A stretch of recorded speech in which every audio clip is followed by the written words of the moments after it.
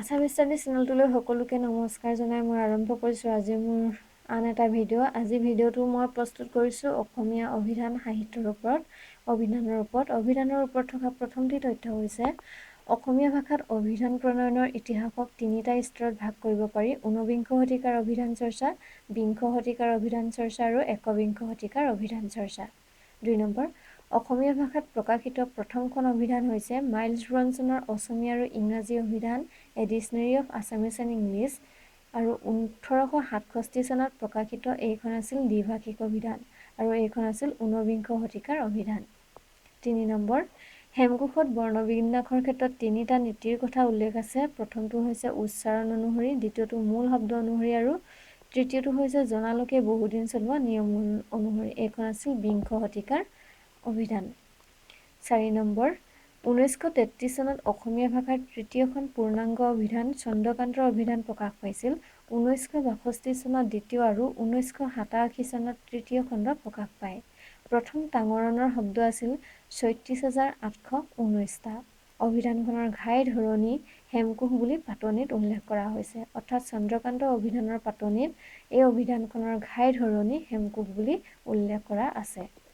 5 number, 1952 চনত গিৰিধৰ শৰ্মাৰ অসমীয়া অভিধান প্ৰকাশ পাইছিল। 6 নম্বৰ, 1971 চনত সত্যেন্দ্ৰনাথ শৰ্মা আৰু নৰেন্দ্ৰনাথ শৰ্মাৰ সম্পাদনাত ব্যৱহাৰিক শব্দকোষ প্ৰকাশ পায়। 7 নম্বৰ, 1971 চনত বাণী মন্দিৰৰ দ্বাৰা প্ৰকাশিত সুমন্ত চলিহাৰ আধুনিক অসমীয়া শব্দকোষ উল্লেখযোগ্য অভিধান। অভিধানখনত মুঠ 35,211টা শব্দ সন্নিৱিষ্ট কৰা হৈছে। 8 নম্বৰ, 1998 চনত প্ৰকাশিত উপেন্দ্ৰনাথ গোস্বামীৰ মণি-মাণিক অসমীয়া শব্দকোষখন একভাষিক অভিধান। 9 নম্বৰ, বিংশ শতিকাৰ কেইখনমান অসমীয়া অভিধান হ'ল চন্দ্ৰধৰ বৰুৱাৰ ৰত্নকোষ প্ৰথম খণ্ড 1962 আৰু ৰত্নকোষ দ্বিতীয় খণ্ড 1998 চন, শিৱনাথ বৰ্মনৰ অসমীয়া জীৱনী অভিধান 1990 আৰু 2008 চন, অসমীয়া ব্যাকৰণ অভিধান 1995, শশীধৰ নাথৰ প্ৰাচীন অসমীয়া শব্দকোষ 1992।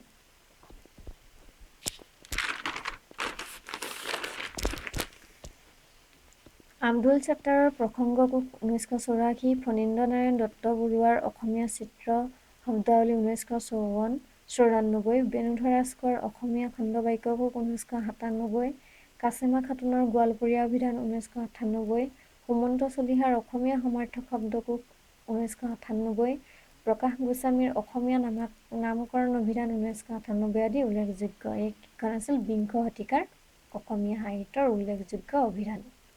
10 নম্বৰ, একবিংশ শতিকাৰ অসমীয়া ভাষাৰ অভিধানক দুটা ভাগত ভাগ কৰা হৈছে: মুদ্ৰিত অভিধান আৰু বৈদ্যুতিক অভিধান।